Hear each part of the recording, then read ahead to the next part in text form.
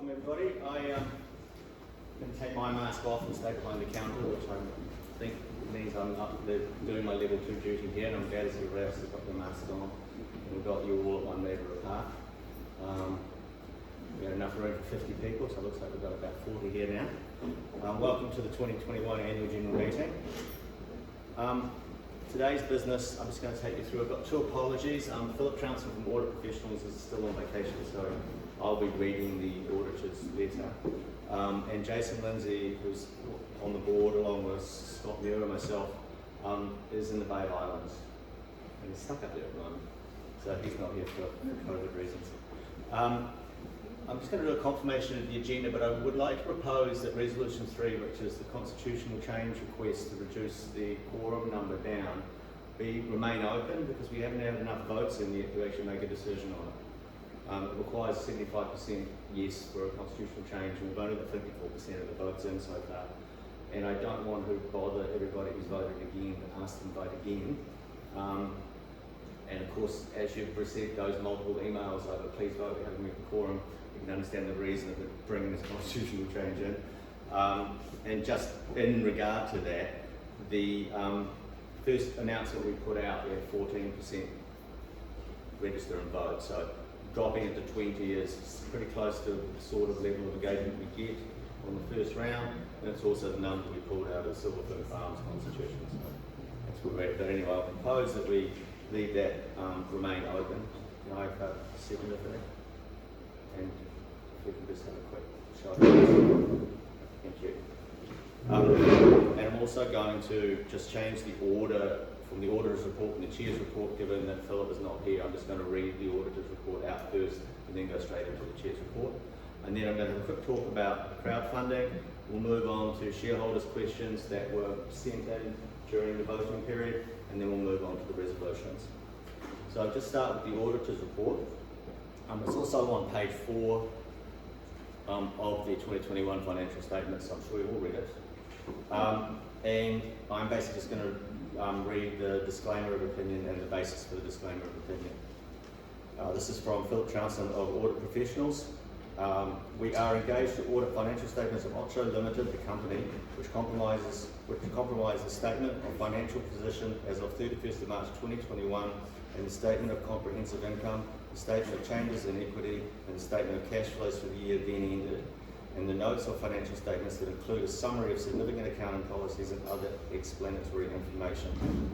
We do not express an opinion on the accompanying financial statement of Ocho Limited because of the significance of the matters described in the basis of disclaimer opinion sections in our report. We have not been able to obtain sufficient appropriate audit evidence to provide a basis of an audit opinion on these financial statements. And now this is the basis of disclaimer of opinion. As a result of COVID-19 national lockdown in New Zealand, we did not observe counting of the physical inventories at the balance date of 31st of March 2020 and were unable to satisfy ourselves by alternative means concerning the inventory quantities held at the time. The stock value as of 31st of March 2020 was $63,978 and has an impact on the reported financial deficit of the year ended 31st of March 2021. In addition, the company's financial statements have been prepared on the assumption that the company will continue as a going concern. However, we are unable to obtain sufficient appropriate evidence regarding management plans to support management's use of this going concern basis of accounting in the preparation of these financial statements. As a result of these matters, we were unable to determine whether any adjustments might have been found necessary in respect of recorded or unrecorded assets and liabilities and the elements making up the statement of comprehensive income, statement of changes in equity, and statements of cash flow. So my comment to that is basically with COVID lockdown, they were unable to come in and observe our inventory, and the rest of those statements are the same as in the previous years, which is until, as you'll see later on, we've got evidence of positive cash flow, the company remains in a state of uncertainty. My report's going to cover 3 parts. It's going to be commentary on the 2021 financial statements, then what we're doing in this current year and the current year management plan, and then I'm going to talk about the crowdfunding campaign.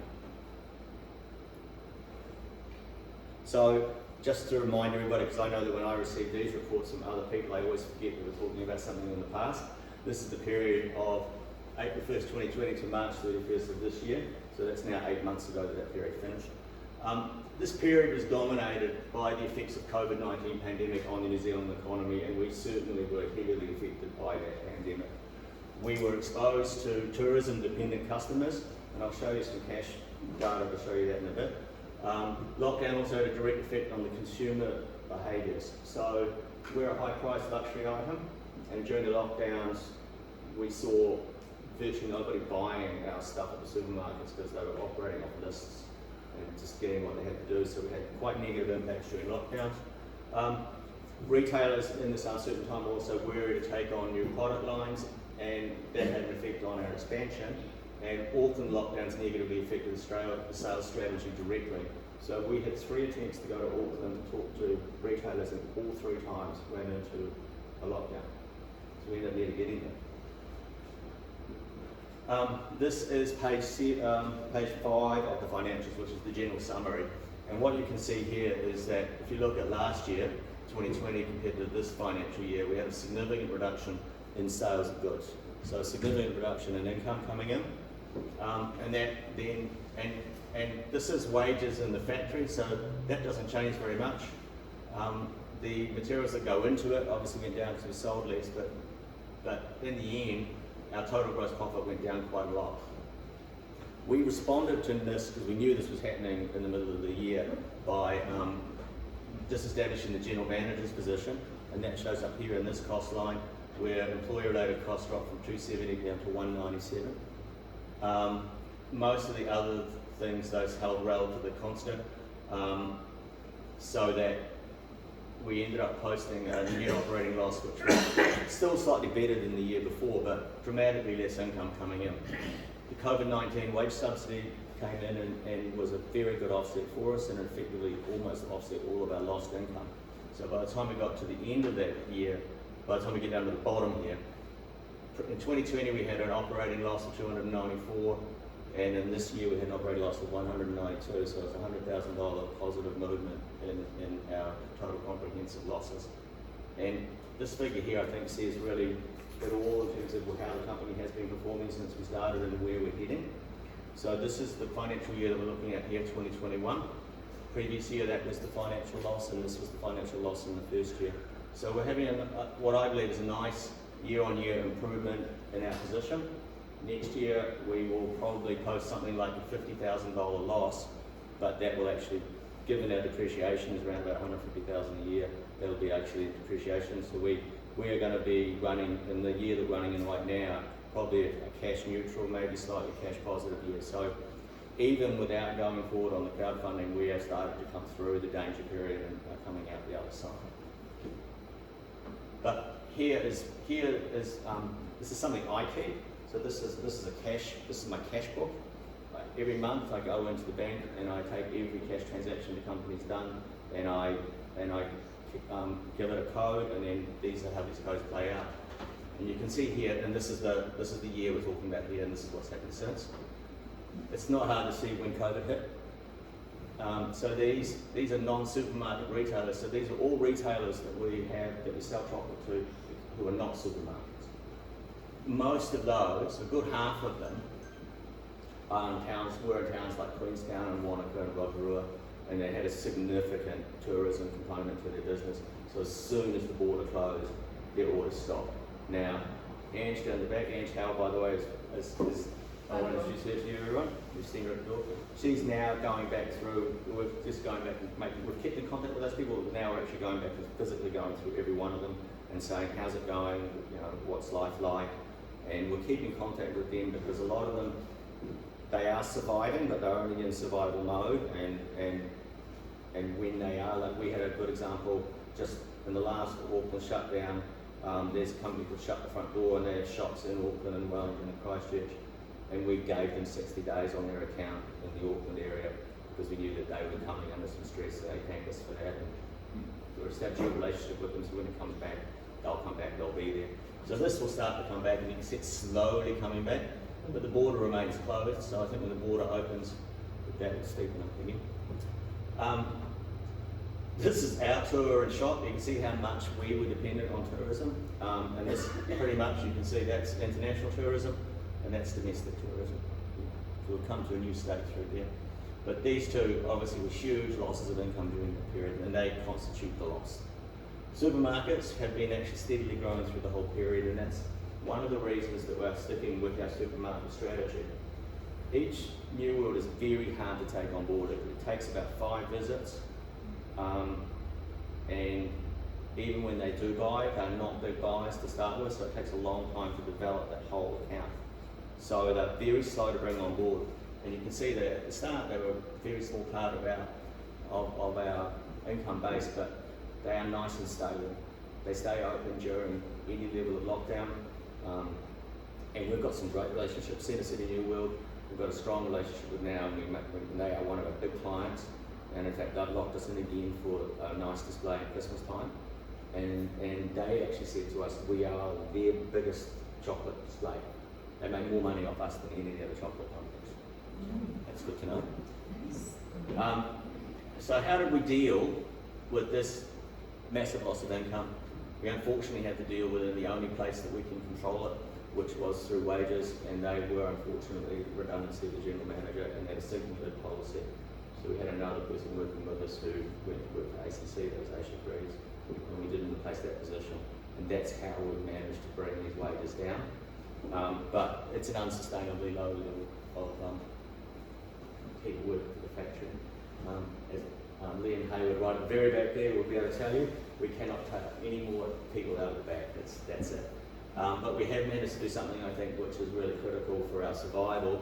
We are now closing the gap between our income and expenses, so that we're in a place where we're stable. And stability is the first objective, and then once we're stable, we come back forward again. So what's our summary today? Restructuring and the sinking lid policy allowed for the reduction of to balance the outgoings. The COVID relief subsidy was immensely important, and I think that when people want to talk about that, I think across the country the government foresaw what would have been a serious recession. I don't know what we would have done if that had hit us. We probably would have had to go down to 50% work or something like that. We would have laid off many more people if we hadn't been able to keep them employed. And the net effect for us was actually an improved position over the previous years, but it did require an external influence, which is the government subsidy. So we're very aware of that as we're going into this year. We can't reduce staffing levels any lower, and if we continue where we are, I would consider this a fairly passive stance. This year we're in right now was about regrouping, understanding where we are, and understanding that if we inject more money into the company, how will we use it efficiently? But we're going to have to inject more money into the company, which is the last part down here, to enable us to start to actually go after growth again. Because the economy is probably going to remain flat for at least a decent amount of time. And our best method for us to achieve growth will be to expand our territories, because we are just simply not in Auckland to speak of, so that's why we're targeting Auckland. So what did we do in this current financial year? So this will be what I'll be reporting on to you in about, hopefully not 12 months' time. COVID, 2 years in a row, has made this AGM very late, because every time we've got ready to do the books, we've gone into lockdown. So normally this is not as late as October. It's normally late August, early September.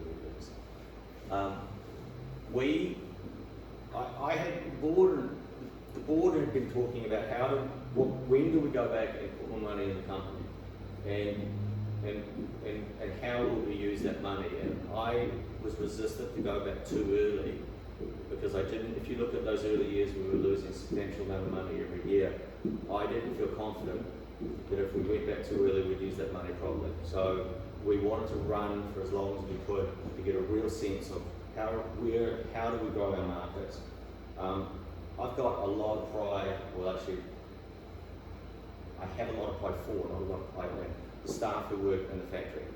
I saw the way that they handled the Christmas rush last year is exceptional, and all the stresses that they've been under for the last 2 years, they've handled in their stride. And I know now that we've got a really, really, really good production staff working for this company as strong as it is. So I know we can now go forward with that core group, and we've got a really good understanding of how we develop our markets and where we need to put our markets. So that was very deliberate. And we decided that we would go all the way into the Christmas period to fully assess the impact of COVID on us last year. Unfortunately, when we got to the end of that period, we realised we still had a little bit too much expenses, and we had to restructure our sales and marketing position at Steve's site, which was hard because for 2 reasons. It's never good, it's horrible to have to restructure, and secondly, you obviously don't want to be restructuring out your sales and marketing position when you realise that market's a part of the problem. But the way that position was structured and where it was doing, we've twisted it around a little bit, as you see, going forward. We go through Christmas and we began the crowdfunding effort, believe it or not, in February, and we're launching next week. But you guys are all able to launch as of this afternoon. And I have an update. So far, we launched the pre-purchase to shareholders at 4:30, and we already have $36,000 pledged. that's good. That's good. And I think that I'm hoping that will extend. There's good confidence in that.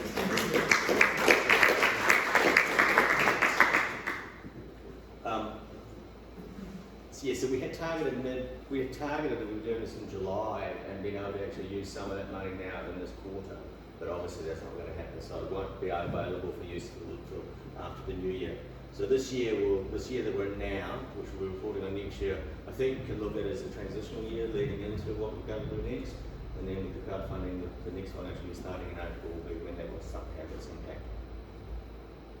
So what are we funding in this crowdfunding? There's basically 3 activities.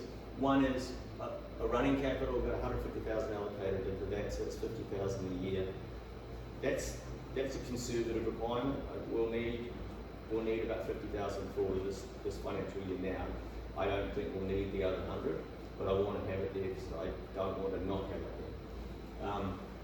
there. And I'll go into that in greater detail in a sec. New production equipment, so this is a very labour intensive factory at the moment, and we're trying to get some of the labour out of some of the components, so we're replacing it with equipment. And I can tell you, there's no complaints from the staff about replacing some of these functions with the machine, because no one really likes repetitive wrapping or some of the other stuff we're doing. And then the sales push to Auckland. A lot of people have asked why Auckland, and the fact of the matter is, it's just there are so many people there. There's really no other answer to it. That in itself will give us the growth we need to get back in place again. If we can just get a fifth of the level of exposure we have in the South Island per capita, it's twice as big.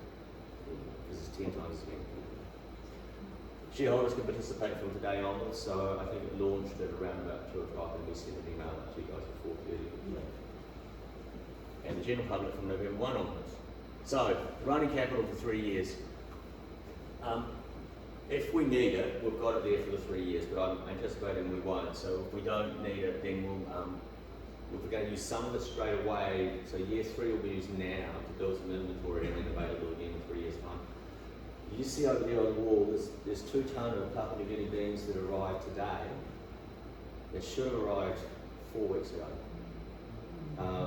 They were making their way on, and then we got a message to say that 2 of the crew had got off from Fiji and had tested positive for COVID. So the ship sat in Hauraki Gulf for 2.5 weeks. So the rest of the crew were determined to be COVID free, and then it unloaded its cargo, and then it had to get out of the crowded ports of Auckland. So it finally that's made it happen today. And we stopped chocolate production for about a week because we ran out of beans. So we immediately placed another 3 tonne order in now, so that leaves Papua New Guinea tomorrow. But then as soon as we raise this money, we're going to lay in a 10 tonne order, so we've got a whole year's worth sitting there. Actually, along those lines, rather excitingly, we're getting a tonne of Vanuatu beans in the next couple of days. And that'll be the first time we've got Vanuatu to us. And then with that money, we'll also go back to Samoa or Fiji, putting those beans in, and then get ourselves back out to before. So some of that will be used. The year 23-24 running capital will be used at the moment to bring materials in now and then get to a site if we need to use it.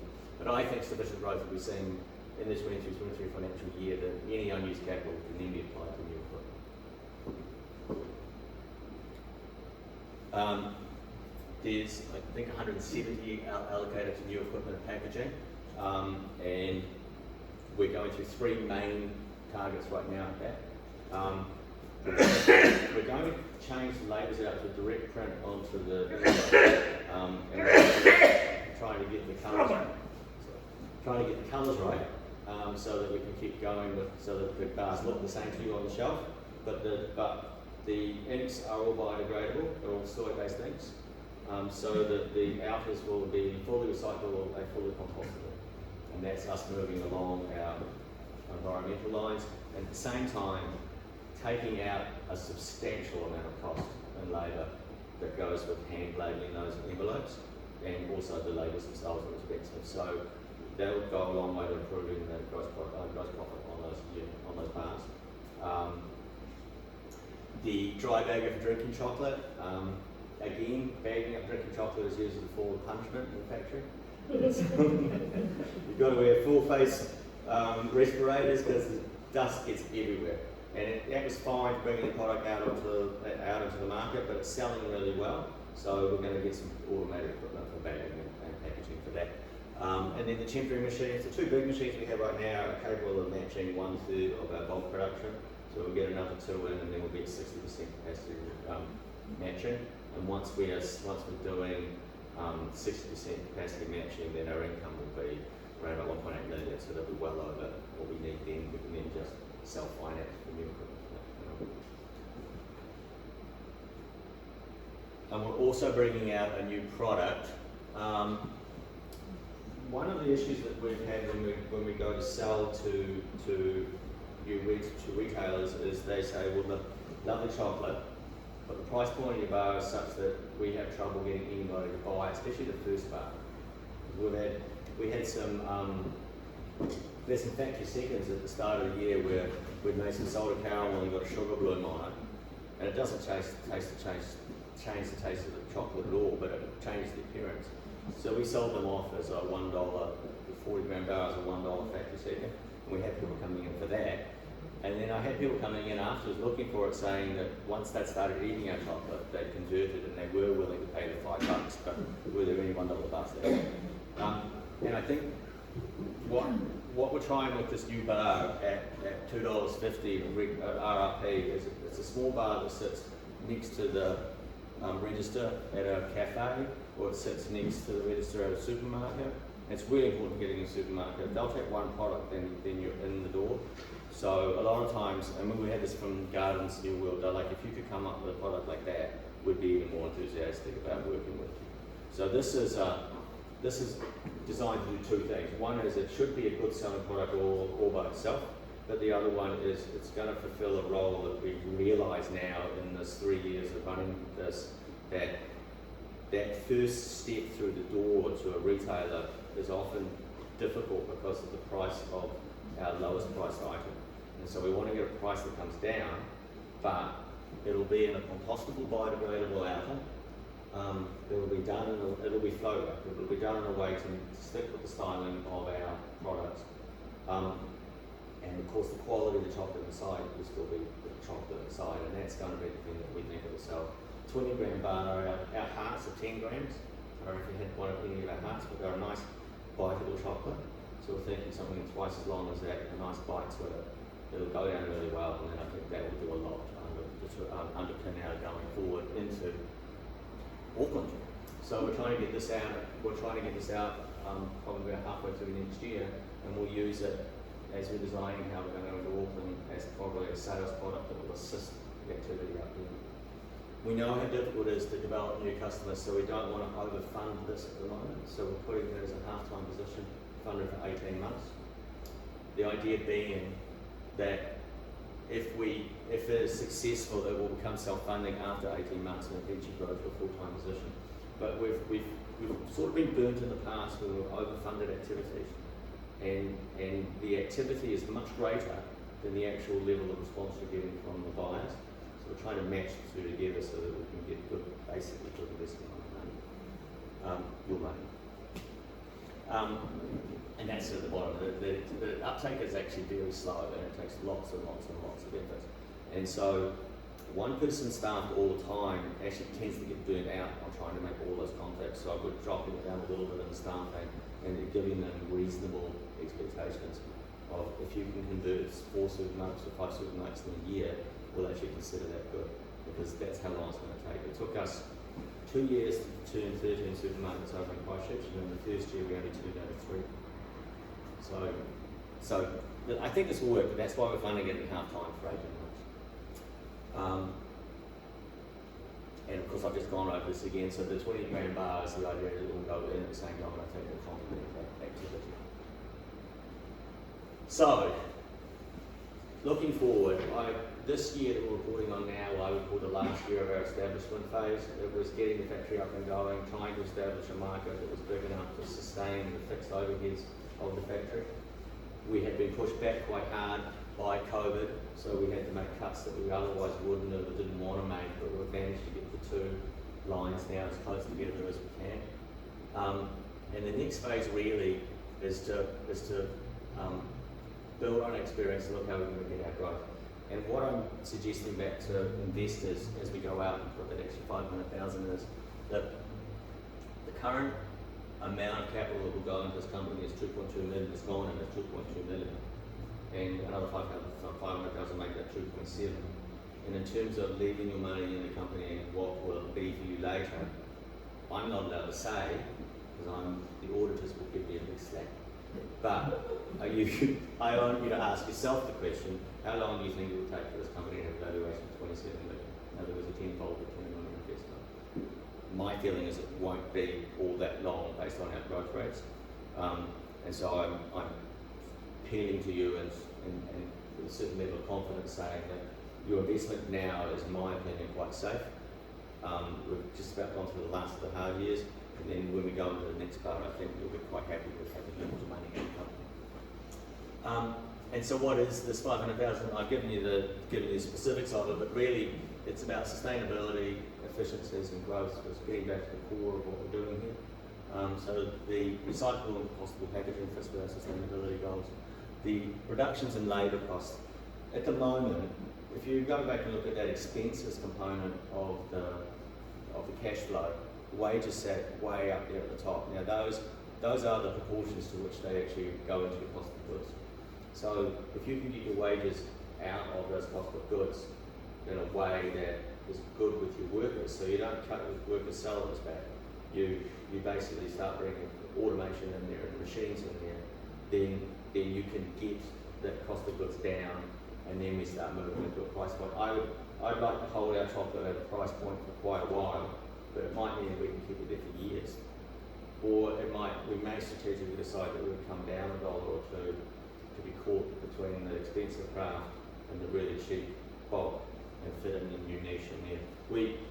I consider our competitor to be Lint, who work in that sort of market, but in fact we're better than them. So we want to be better than those guys and start coming down towards those prices, and then I think we'll be in a sweet spot. But that really requires efficiencies. And then stability for the company. We've just got to get a little bit bigger to be stable. So growth is an essential component here. So the new product lines and the development of the local market. And then with that new equipment, with those lines, we've had a couple of nibbles already from overseas about good new suppliers. So we've gone as far as to get our export paperwork in place so that when that turns into more than a nibble, we can do it. But we also, when you get into export, then the volumes go up a lot, so we need to be able to get it ready, so that's part of what we're putting into the. Okay, well that's it for me. I'm going to talk to Chef David and Trading Platform in a minute. Does anybody have any questions? Yes, I'd like to have some questions, Jim, if you don't mind. Mm-hmm. Is there any way that we as shareholders can help, perhaps in a voluntary way, for example, pack online orders or something like that, that could help you keep the staff still working as that, but take up perhaps any pressure that comes on, or work in the shop or something like that? Is there any way any of us can help out that way? So Philip Riley's over there at the back.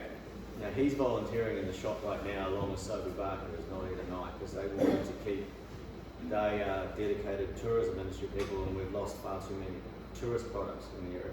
So Philip and Sophie have brought in over $8,000 worth of sales over the last 2 months, entirely as volunteers. And I've been saying to them at some point they're going to have to work out how to exit. And I've been describing almost exactly you, Joe, thinking someone who, it would be great if we could get a group who wanted to be involved with the company, who would, you know, say, oh, listen, I can give you a certain amount of time on whatever conditions we talk about, but it's more about saying, yes, I'd be there, and that'd be great. So in fact, yes, 100%. And if you want to stay a bit longer, we'll talk afterwards. Anybody else who wants to talk about that as well.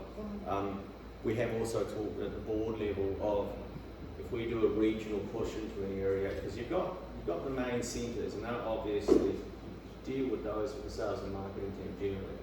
But you know, I'm from the West Coast, so how do we deal with the West Coast? It'd be good if we had some shareholders in that area and said, you know, where's your local store? Can you go in and just give them a nudge? And so we're thinking about, we haven't done anything much about it except talk about it, but we're thinking if we were to do a regional push into New Zealand, we might reach out to shareholders in that area and say, how would you want to help us? Could you be ambassadors for us? Something like that. Because I recognise most of you here tonight are here for as much a social commitment as anything else, if not, in fact, most of you, fair enough of you know. Quite most of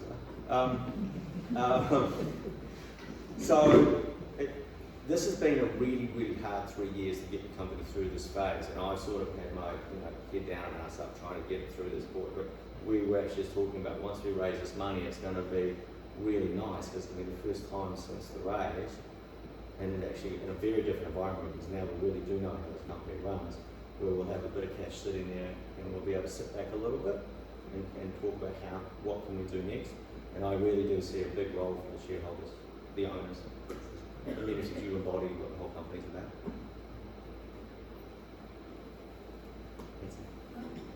Just to follow on from your point about the social good, can you elaborate when you're talking about reduction in labor costs, are you talking about proportional building volume output and a proportional reduction, or are you talking about reducing labor, are you talking about redundancies? No, first.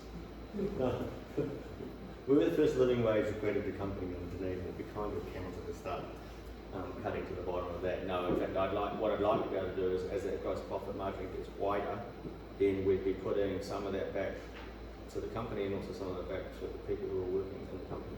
So what I want to say, and I'm saying it out loud in front of those guys, and they're going to take me to task later on, is that at the moment our bottom wage is living wage, but I could see us paying more once we get automation in there. So the idea is that you're not working for the sake of just having people do a repetitive task when there's a machine over here can do it. Is a little bit of anathema to me. Buying a machine to displace a person is not what we're talking about. It's really a case of those labels. Horribly inefficient use of human potential. Right? So if they're pre-printed and ready to roll, then basically we can double production and not have to hire another person to get that extra production. So what we'll see at first will be that our production will be going up and our staffing won't be going up as much because it'll be machines that are doing it. But our gross profit will be going up, and then we'll be plowing that back into the company. And the company will get bigger, and then we'll be putting more people in. And we will always, I don't know if you remember at the very start, I think it's 4.5, it's irrelevant because I'm at 0.8. The salary of the top paid person will be nearly more 4.5 times the bottom paid person. So we've always got that link, and we'll always have that. That's always going to be central to where we make our decisions. It's just been, the last 3 years have been so tough that we haven't been able to reward people in the way they'd like to go to reward them. But no, the idea really is bring those machines in to get rid of silly labour and use people in more skilled labour. Okay. Any other questions, or I can just move on to the next? So I was just wondering, you want to speak something about the chocolate food Oh yeah. So I went to a thing called Chockstock in Wellington, which was hosted by the Wellington Chocolate Company, so as most of the big bar manufacturers in New Zealand, half that chocolate didn't make it up there because the Fury wasn't running that week, and I got an email from them as it was like 3 o'clock in the afternoon, or 2 o'clock in the afternoon. I was flying out at 5, said, you better call your courier because the chocolate's not here yet. So anyway, found out that it wasn't even there. So I went home and got a suitcase of chocolate. But it was a great weekend. It was, the people who attended it were true chocolate lovers. So we bought a lot of salted caramel, a lot of milk, and then we had the Horokito Kawakawa and the beekeeper and that up there as well. All those specialty bars disappeared, and the salted caramel and the milk eventually went, but they were much less interested. They were much more interested in our specialty bars. But the feedback I got back from the chocolate manufacturers was we are so much bigger than the rest of them, which I think is something to remember. They were saying, man, you've got so much kit, because they're all coming into the factory. And they're like, you have so much equipment in your factory. And that's the point of what we designed at the start, was that our capacity to produce is dramatically bigger than any of the other guys and every other players in the country. But we'll never undercut the quality of what we're doing. So we think we can take advantage of the place in that. And in terms of the feedback we got too, is that everybody loved our chocolate. A lot of Wellington people loved it. Now that's good. That's a good thing. Now, just before we get on to the resolutions, the couple of shareholders, over time people have said, you know, listen, things changed in my life and I've got a certain number of shares and I want to be able to sell them. And we're like, yeah, well, you've got to find a buyer because we're not on a platform. And so we realised that this is an issue, and especially some people have got large amounts of stock and we're like, well, they get really locked into it unless they can sell it at some point. So we're going to set up a share trading platform. It's fairly basic. Basically, you'll go in and register, I want to buy or I want to sell. And then that will go to Ange, so that not much information, it's very little, there's no public information there at all. We take it in internally, and then she'll communicate with you as to who you want to talk to, and then basically we'll join buyer and Like a seller. matchmaker. It's kind of like a matchmaker. That's what I do. But we don't go to the ceremony. That's the part that is very important. We can't get involved in the actual transaction because we can't do a valuation. So it comes down to you and the other. But the idea is that we think there's been enough interest now. There wasn't much coming in first, but now we are getting how can I buy stock? And certainly the amount of stock that's being sold tonight, which earlier with the pledge meeting, if we get a decent number of shareholders having bought stock before we go live on November 1st, then we might have another very fast pledge, and that will do a lot to push the interest up. So if anybody is going to want to sell, then we think this platform will work quite well. And certainly addressing the question that a number of shareholders have asked. And now, favourite part of the evening, the shareholder questions. I have to say they've got a lot nicer this year. And there's much less of them actually. So, will existing shareholders be given first option to buy new shares? Yes, you have, and they're coming out now. Shareholder discount should be higher. I really don't think so. I can't get much higher than 20%. Especially if you've only bought one stock in it. I know people have recouped their stock in it entirely in discounts. When will the trading platform for shares is coming out? It will come out right after the pledge is finished. We don't want it to come out at the same time just for confusion's reasons. When we make it easier to find my name on the share list, I can't. But there is a control. There's a function, Control F, and type in your name, and it will go to it. That's a PDF at the company's office. Some people said, "Oh my God, you've got my address there."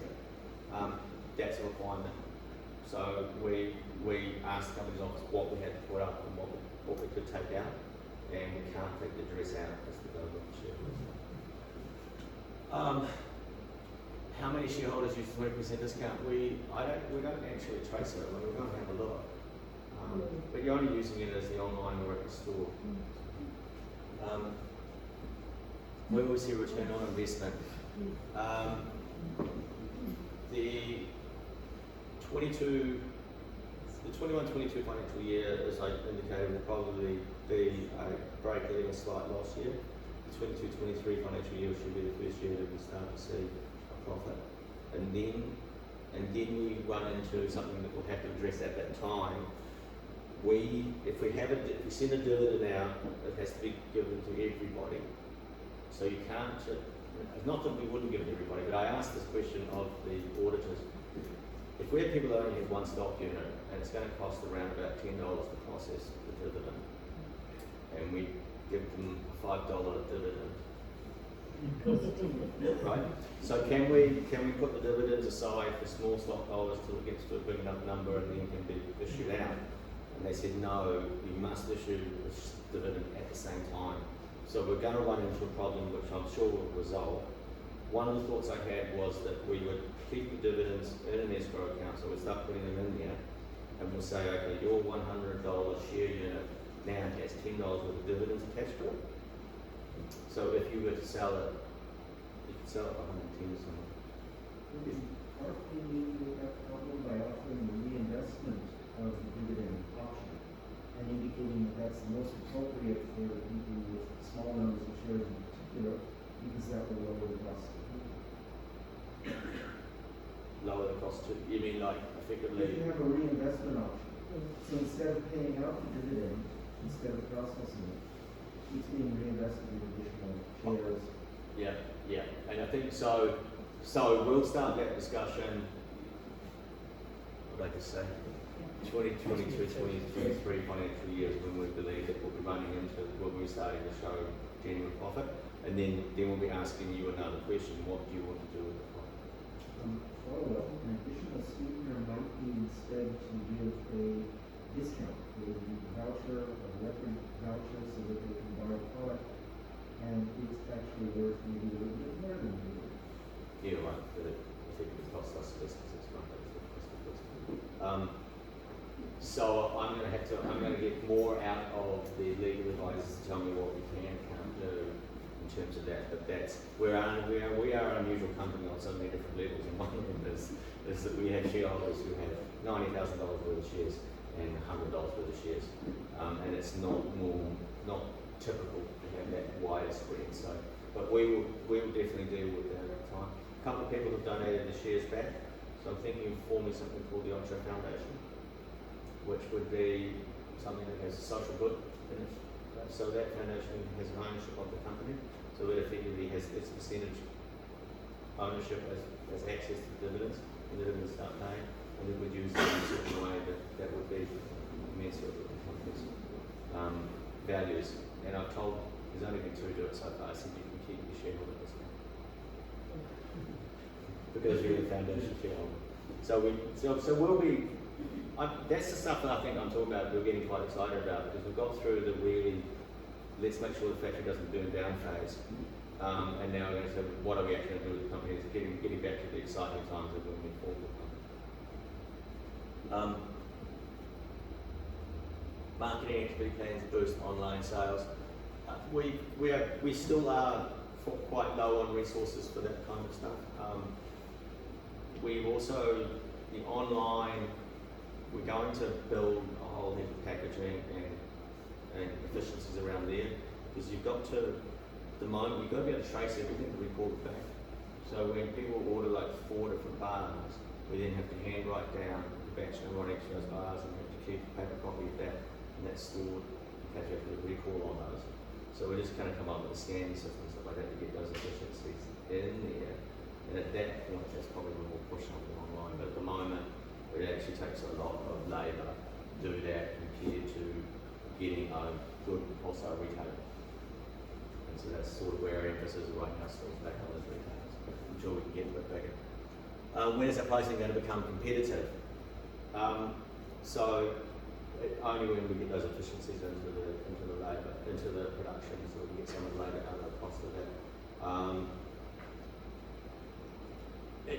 That's a relative term, competitive, I guess. Of course, that's a relative term, but we will never be able to come down to the price of the big block confectionery chocolate because it's full of sugar and it's got things in it that allow it to be used in very big equipment. So when you look on the back, say emulsifiers, they're there for a reason because continuous tempering machines, you can't use continuous tempering machines with dark chocolate. It just goes, it stops right in the middle of the machine.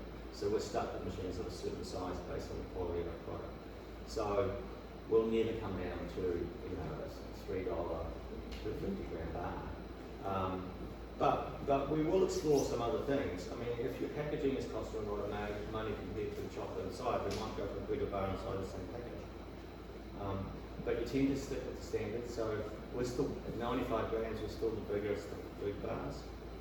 Our competitors are a lot of them 75. You don't know that though when you buy it, so you see you're paying a lot more for that rather than chocolate. So ultimately we do want to bring the price down a little bit to come into a middle range probably, and that'll come with the new equipment. Once more, I would love this one to happen, one small square of chocolate available in every New Zealand flight. We do some to boutique hotels. We're in a few hotel fridges. We've tried with the New Zealand one 3 or 4 times. We'll get there one day. AGM, online attendance for the AGM. Well, we started to record it this year, try to do it live. We've got to explore that again too. With 3,500 shareholders, I don't know how we'll deal with the questioning, but we will start working on that. 20% is too low for that resolution 3. Some people said 30%. The point of that resolution for a quorum is not that we're trying to sneak a meeting in with only 20% of the people turning up. Is that we recognise, and we're seeing it, that a lot of the shareholders have put shares in, and that's it. They've done their duty to society, and they get really annoyed when that third email comes in and says, please vote because we still haven't had a quorum. So the 20% is simply a threshold that we know we can meet relatively easily. It's not that we wouldn't, it's not that as soon as we hit 20% we'll run away and have a meeting. It's just that we need to be, you need to say in your constitution what it would be so you can have a meeting. But you're still under the Companies Act, you're still required that everything else we do. So you've still got to give 10 working days notice. You've got to give the notice to every member of the company. So everybody gets to hear, and it's really just for the annual general meeting. So I really would hope that you just vote for that. And if you see us using it in an inferior way, you should put a motion to the floor to raise it again. But really, we looked around other constitutions and said, well, where are they setting their number? And I think there's a practical number there. It's hard to get 30 to 40% of the people to respond to voting for us. That's really hard to get 50%. So we're at 54 after all of those abusive emails. And we may not ever close resolution 3 because we've got to get either 75 for or 25 against to actually have a resolution voted on. What steps we're taking to appoint additional directors and how long is this process expected to take? At the moment, we are not, because directors do cost money. So the Constitution allows 4, 5, or 3. So we've got 3. I am conscious of the fact that all 3 of the directors are male, and I would like to rectify that. But it's actually, I know it's really hard to get a woman to come forward and actually say, I'll do it. And I would think that eventually we'll be rotating the directors through, and I'll eventually come off as chair as well at some point, because it was my intention to only be chair for a year and leave. And so I will be stepping off. The boards must turn over all the time. Diversity is a really important thing in the board. Quite literally, I don't even remember that I found myself in quorum, and I had to get 2 people to come on quickly to give me a quorum for the board. And I really think that Scott and Jason did a great job coming on, and the reason that I went after them at the time was because we're a startup. And if you looked at our bank account at any one time, sometimes it was only 2 weeks, sometimes it was only 6 weeks worth of money sitting in the account. And it takes people who are experienced with startups to understand that that doesn't mean you're about to die. It just means you can't go out buying much at the moment. So I looked for a certain personality type with these 2, which is effectively what I got, and then when we get to the next phase again and we're more stable, I'll have to go out and search people who will be more comfortable in the company, more even keeled. And I really, those of you know that I'm on the council, I always support the STV voting system, because in fact, a fully diverse council, all the way up to the right, all the way up to the left, gives much better outcomes than the council that's identical to you times 15. And that's true for board too. So it is a commitment to get a diversified, and I completely acknowledge that there's 3 white men. But there are no plans at the moment in this year, because I still want to get us up to a point where we're earning lots of money. Not lots of money, but decent money. Plans to go public, never. The whole point of this was, and in fact it's still sitting in the Constitution, aspects like the board will not allow, you cannot go above 11% ownership of a company without permission of the board, because the whole story behind the construction of the Cadbury factory was the fact that it was a public company that didn't have control over who owned it, and eventually Mondelez worked out a way to get control of it, and a hostile takeover took it over and then destroyed it. So the only way to protect against that is to not go public, so there's no place to go.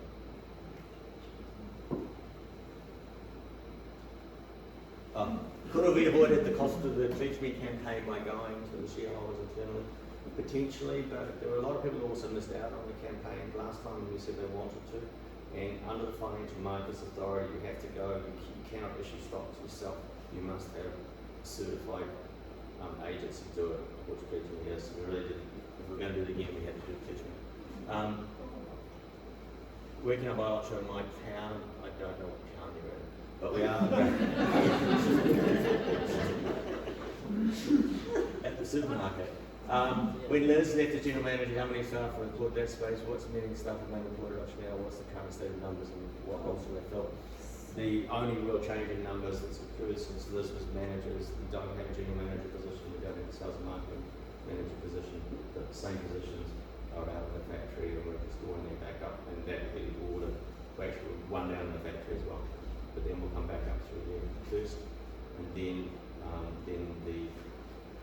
the office manager position will fill out, and then the sales position will come back in, and then we'll figure out what we want to do about what that ultimate manager, the general manager position looks like, because we were way too small to have a general manager position when we had it the first time, and it was actually a very expensive position to have for such a small company, so it'll take us a while to build that up. And again, we didn't really know what we were dealing with structure-wise, and now I think we have a much better idea. Did the board, am I happy with the way the factory's going? Yes, I'm very happy with the way the factory's going. Did the board apply for the business financial guarantee scheme loan? This is probably the most ridiculously big failure that occurred during COVID. Almost no company got that loan because the banks had to apply the same criteria for giving it to you as they did with a standard loan. So you turn up and you say, I'm in trouble because I just lost all my income, and they go, well, you're a terrible risk. So I think only about 1% of the applicants. So we did research that. We did take the $30,000 COVID loan, which will pay off next year. What's the difference in the financial statement between wages and the cost of goods and employee-related costs? So when you do the cost of goods analysis, it's the wages of only the people involved in the production of the product. So those are the factory wages, and then the other ones are everybody else who's not in the factory. So they're just in 2 columns. Took me a while to figure out an outfit. And most of us keep out the great work, which is great. So now we're on to the resolutions. And I might have you, do you have any voting forms out there? Yes, quite a few people still got them. Cool. So what I'll get you to do now is those who haven't electronically voted, if you can fill out your voting forms. And while they're being, well, we know the outcome because they've been quite large votes, yes, for most of these, but while they're being tallied, we'll get the tallies in and then I'll answer any more questions in the next few minutes. Got the question? On the bank overdrafts, I wondered if we might be worth asking some of the shareholders if they might offer a below the current interest rate loan. Well, once we raise this money, Yeah. if you see in the information memorandum, you see a thing called liquidity indicator. You see it like that, it goes boom, with the raising the money. Then we clear the overdraft. Oh, we claim it with the money raised. Well, that will put, because we'll maintain the overdraft facility, Yeah, but yeah. our bank balance will go back up above zero, so we won't be paying any interest. And then we're having a very big hard talk to the bank about how they treated us in the last 2 years. Yeah. Nice. Yeah, so that will be resolved by that. And then the liquidity indicator means that if we hit the growth rates we were looking at, which is 15, 20, and then back to the 30s, we go down near zero and then come back up again, and then we shoot off. The 20 gram bar, will that be the complete range of chocolate, or will it give me specific lines? I reckon probably a subset. So I'm thinking the milk and 70 kg would be good starting points, which is actually what we do with the cars right now. Just trying to think, we'll take our feedback there from the customer, you know, 'cause in this respect they are always right. So when those buyers in those stores say, I think you should have this and this and this, that's really important information to have because they are watching.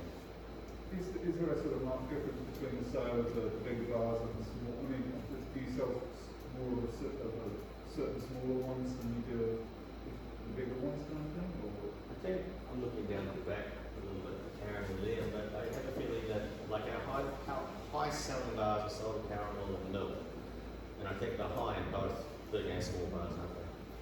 And we tend to make 2 small bars for every big bar, more or less. Yeah, probably 3. So that's a good impact too.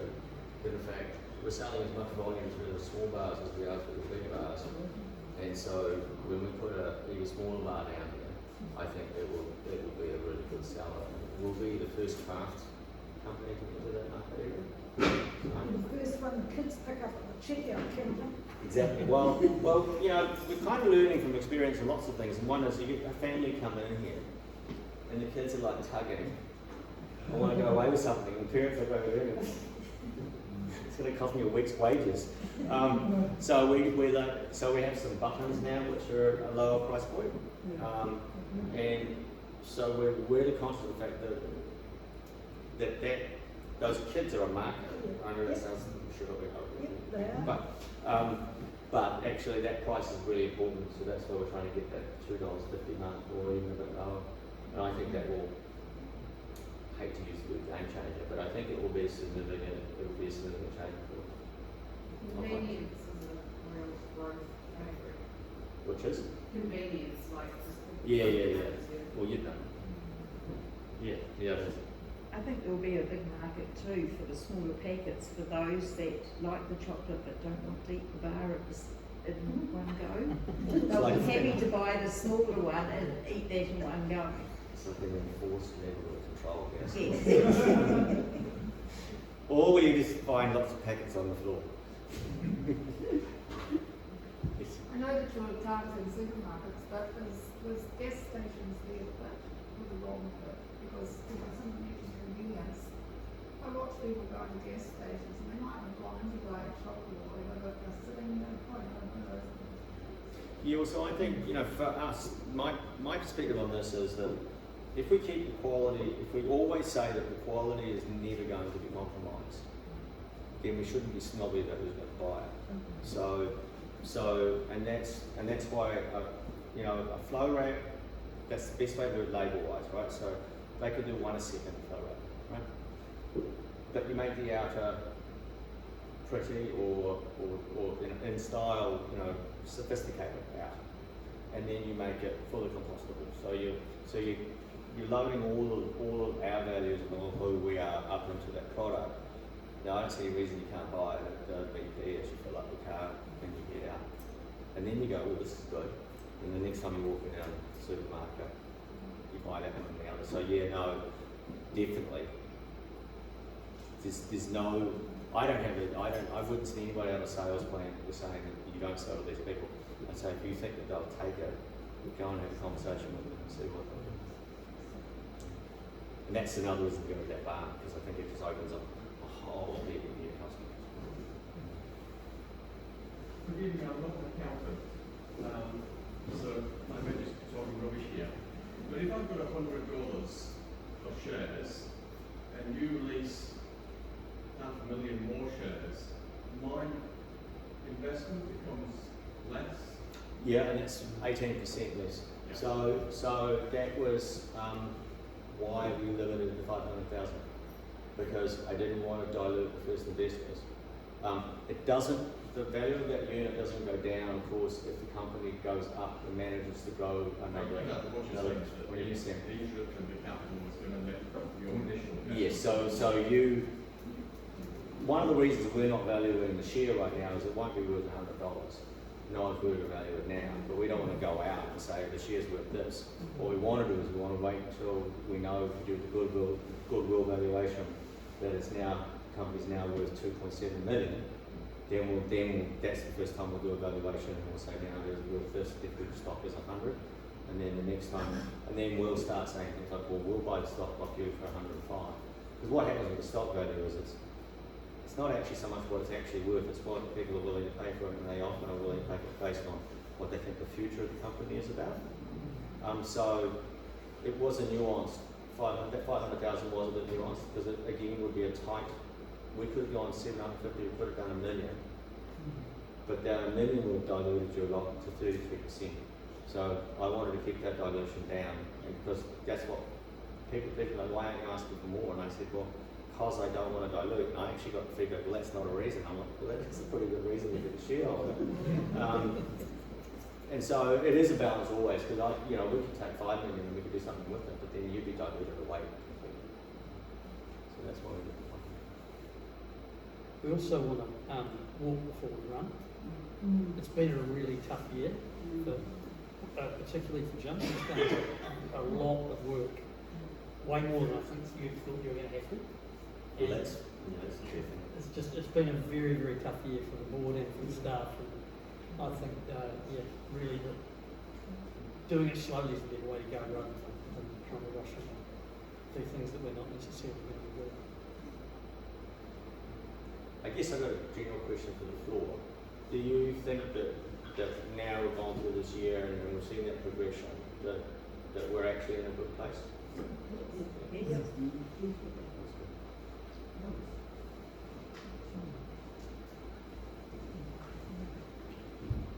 I always find it quite sort of, I walk in the supermarket and I see all the sort of competition and the prices of all the other bars. I think, how can Ocho survive in that sort of environment? But it's only really when I actually come and engage in this environment, and the emails are good as well, and I actually realise that it's a strong proposition kind of thing, and it's easy to get as a shareholder, I mean, some of the social sort of kind of appreciation of the venture kind of thing. To actually go to the supermarket and see the competition and see whiskers, bombarding and copying. People seem to sort of copy the branding and stuff like that. Maybe that's just my imagination. No, they do. We've got copies of it. Yeah. So they use things like artisan and craft, and it's somewhat stolen already. We tried to set up a craft collective. No, I won't call it collective, they'll call it or something like that. And then, anyway, we got 2 rules based on these, but we did agree that craft was cacao and sugar only. And I think that's a good definition, because that pretty much separates you out from the others. But that's what we were told to Centre City. You see, they're like, well, bulk-wise, they sell much more whiskers and much more categories than us. Because our bar is $10 a bar, and they've got their margin on it, and they've only got like 10 cents on it. So they've got to sell a huge number of them to get the same amount of money that they get out of selling just a small number of our bars. And so they love us. And objectively what we want to do is we want to get that footprint around the country so that we're recognised. That's pretty important.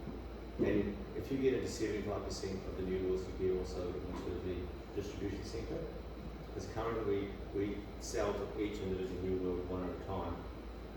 Once you're in the distribution centre, they fill out a week's set of orders. And it all comes from the DC to them. So achieving that 75% and getting into the DC is another holy grail, because then you'll get a lot more exposure. And the supermarkets play a role that they expose the name to you. And then we can also be on that, over in this part of town, at a high-end store, and then when you think you want to buy a present for somebody, and it's worthy, you want to show your worthiness, you buy them something worthy. Then we're good for there as well. So once you sort of nuanced way to market yourself, but once you get it, I think it's good, and that's why Still things we won't change when we change the look of that envelope. It's got to look like it could sit next to a nice bottle of wine and a set of flowers that we're going to give somebody as a present. And it can't look like it just got there. That's interesting. I mean, I don't know if you've seen Whitakers in Australia, but it's packaged differently. And I think the packaging is very strong actually. But over there, it's all, I don't think what we call it, it's all sort of wrapped in one piece of kind of sort of plastic paper. Yeah, it's floated. And it's not, it doesn't quite have the sort of feel of what you get over here. So these things are important for sure. Oh, super cool. I was in Australia and the short gaps, there was a window there, and Cadbury blocks you would get, which sell about $3-ish, quite often in New York. They retail at normal price over there $5 in the supermarket, and about $5.50 in New Zealand. So New Zealand market's kind of almost a loss there for Cadbury. There's basically a $2 premium on what you pay in Australia. You'd think a $2 to pay that. I don't know why Cadbury are very underpriced in New Zealand. Yeah, we do it, it's all based on massive volumes. So you're talking about huge pieces of equipment, just tons of material going through. And that gets back to what it's going to be. We won't have achieved anything if that's what we turn into. But there's nothing to say that we can't be supplying all the way to North America, all the way to Europe one day. But it would probably be a joint venture stuff like that as opposed to our own brand. So we have the final call. Took a bit longer than I intended. Do you want me to read them up? Yes, Do you want me to read please. them up? Okay, so resolution 1, 12,249 for, 11 against, 289 abstained. Resolution 2, 12,368 for, 79 against. And resolution 3 is what is what you say here. Yeah. It's not decided. Okay, and 102 abstained. And resolution 3 is still. Cool. Okay, so with that, I'll adjourn the meeting, because if I close it, then resolution 3 closes. So we'll adjourn the meeting until resolution